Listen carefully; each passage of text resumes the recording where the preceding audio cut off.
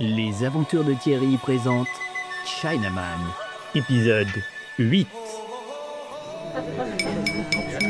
Un peu de calme, s'il vous plaît. Un peu de calme. Voilà. Alors,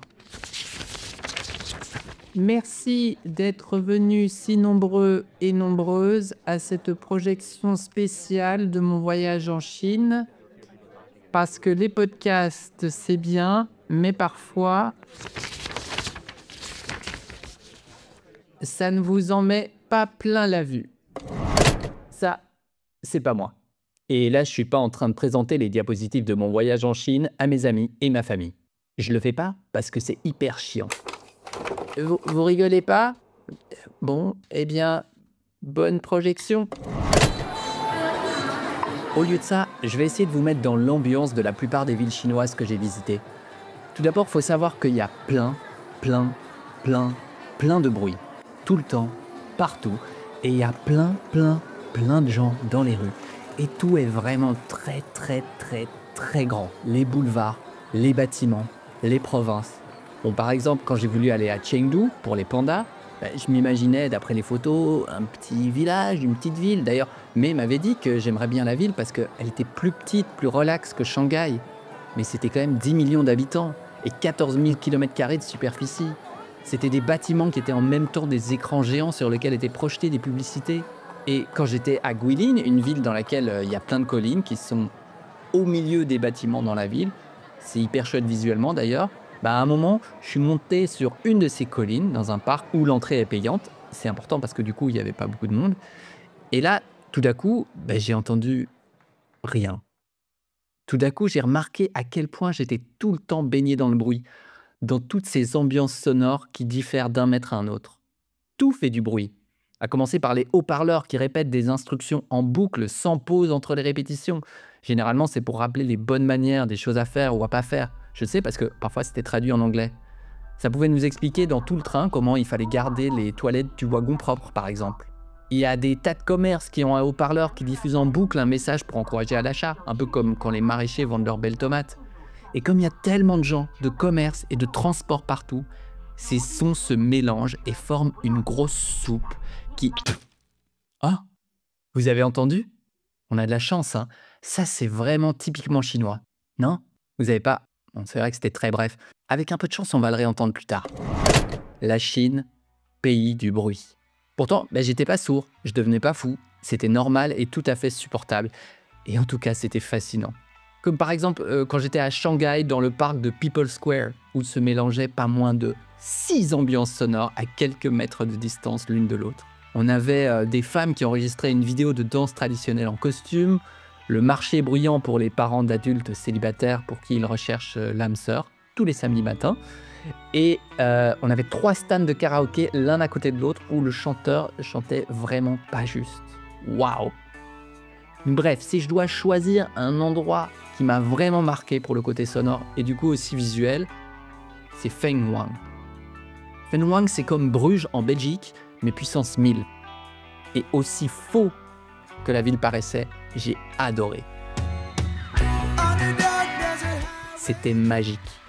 Dans cette ville, au style traditionnel ancien, tous les soirs, il y a un show. Mais pas n'importe lequel, parce que absolument toute la ville est concernée. D'abord, on a les touristes qui arrivent vers 17h avec leurs valises à la recherche de leur hôtel. Avec des grands yeux ébahis, ils découvrent la jolie ville touristique construite autour d'un cours d'eau. Il y a toutes ces rustiques petites habitations en bois qui entourent la rivière. Il y a plusieurs mignons petits ponts, dont certains sont juste des grosses pierres carrées placées les unes derrière les autres, et sur lesquelles il est difficile de se croiser. Ce qui signifie qu'il faut faire preuve d'un minimum d'équilibre pour ne pas tomber. Il y a une galerie couverte et chauffée au-dessus de la rivière dans laquelle plein de petits commerces proposent des choses délicieuses à manger. Dehors, la lumière baisse, et petit à petit, la ville s'illumine de partout. C'est vraiment magique et unique. Les rues se remplissent. Vers 19-20 heures, les rues sont pleines de gens. Évidemment en grande majorité asiatiques, et tous les vendeurs et vendeuses tentent d'attirer l'attention de ses clients potentiels. Vous voulez essayer ce thé? Attention que, si vous acceptez, refuser d'acheter va être une épreuve. Hello, hello! m'invite le vendeur de galettes de maïs, la masseuse du salon, le serveur du restaurant. Et si j'étais une femme, je ne sais pas combien de photographes m'auraient proposé leur service pour me photographier en tenue traditionnelle au bord de l'eau.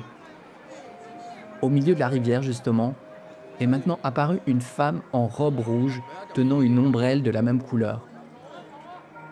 De la musique calme accompagne sa jolie et simple danse qui est éclairée par un gros projecteur. C'est magique. Elle enchaîne sa danse 10, 20, 50 fois. Mais à quoi ça sert commercialement parlant? C'est quand même courageux, hein. Il pleut et il fait pas très chaud et la danseuse continue inlassablement ses gestes minutieux, répétant de manière presque méditative la chorégraphie. C'est vrai que c'est beau. Donc je reste dans les rues, donc j'ai plus de chances d'acheter un service. Mais le spectacle, par contre, lui, il est gratuit. Une rabatteuse en casquette se pose devant moi avec un flyer. Il est possible de prendre un bateau et de voir le spectacle de la danseuse et plein d'autres choses pour la modique somme de 150 yuan, une vingtaine d'euros. Et le spectacle dure 1h30. Mais il faut se décider très vite, parce que ça commence maintenant. Alors, après avoir un peu hésité, je me laisse emporter par la fièvre de consommation qui se dégage de cette ville magique. Aussi parce que Anna, elle avait été voir un spectacle similaire, en tout cas en apparence, aux montagnes Avatar, et qu'elle l'avait fortement recommandé. Mais ce soir-là, malheureusement, elle n'était pas intéressée à m'accompagner. Donc je monte dans le petit bateau en bois avec quelques autres Chinois et Chinoises, et je comprends rapidement que la croisière sera beaucoup plus courte que ce que j'avais compris. On fait le tour de la danseuse, elle nous fait signe. Waouh! Et le bateau continue comme ça vers 2-3 autres attractions avec des danseurs et des danseuses qui refont inlassablement leur danse de 5 à 10 minutes. Franchement, je suis enchanté. Ce son et lumière est absolument magique et tout à fait faux en même temps, mais en tout cas très soigné. On passe même au travers d'un hologramme du phénix, le symbole de la ville. Et puis après 20 minutes, c'est déjà fini. On descend à l'autre bout de la ville. Mais comme c'est tellement petit, c'est pas vraiment un problème, hein. Je crois qu'il faut entre 30 et 50 minutes pour aller d'un bout à l'autre de la partie touristique. C'est vraiment une bulle. Un endroit avec sa temporalité propre. Et vers 21h, 22h, l'ambiance dans les rues change. Tous les bars et boîtes ont ouvert et à l'intérieur, des groupes pop ou traditionnels poussent la chansonnette, à moins que ce soit du playback. Et là encore, à 5 mètres de distance, des ambiances musicales totalement différentes qui créent une cacophonie incroyable. Et 2 heures plus tard, la ville est quasi vide. Plus de danseuses sur l'eau, plus de photographes, plus... Bon, à part les jeunes dans les clubs, bien sûr, hein, mais sinon, tout le monde est rentré à son hôtel. Après tout, il faut être en forme. Parce que demain, tout recommence. Exactement pareil. Les touristes ébahis, les lumières qui s'allument, l'activité qui bat son plein à 19h. Rien ne manque. Notre voyage nous mène maintenant à Chengdu. Et vous allez voir les magnifiques pandas. Ah bah zut, ça a plus l'air de... Bon, il va falloir arrêter la séance. On fait une petite pause et on reprend. Il y a de la grenadine et des gaufres du magasin. Et oui, chers auditeurs et auditrices assidus, c'est un épisode à suivre. Mais le prochain, ce sera vraiment le dernier, sauf si c'est pas le dernier. Merci de m'avoir écouté, bonne journée et à très bientôt. Ciao.